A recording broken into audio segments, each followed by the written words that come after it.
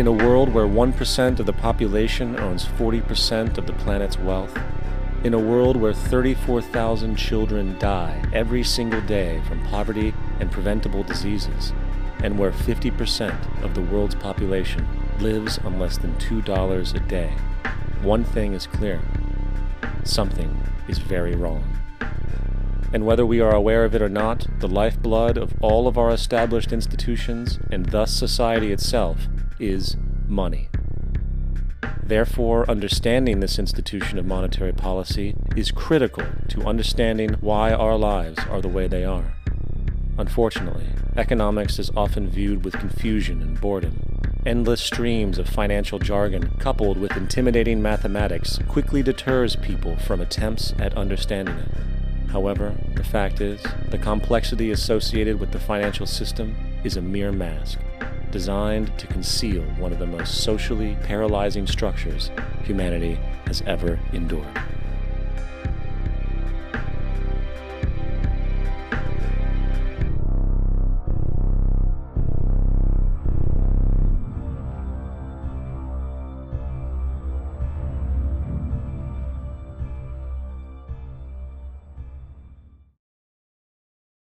A number of years ago, the Central Bank of the United States, the Federal Reserve, produced a document entitled Modern Money Mechanics. This publication detailed the institutionalized practice of money creation as utilized by the Federal Reserve and the web of global commercial banks it supports. On the opening page, the document states its objective. The purpose of this booklet is to describe the basic process of money creation in a fractional reserve banking system. It then proceeds to describe this fractional reserve process through various banking terminology, a translation of which goes something like this.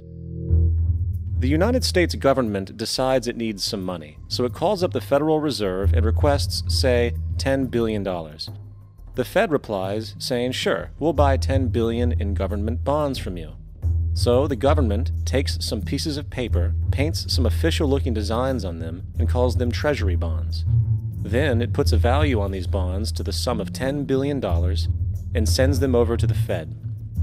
In turn, the people at the Fed draw up a bunch of impressive pieces of paper themselves, only this time calling them Federal Reserve notes, also designating a value of $10 billion to the set. The Fed then takes these notes and trades them for the bonds. Once this exchange is complete, the government then takes the $10 billion in Federal Reserve notes and deposits it into a bank account.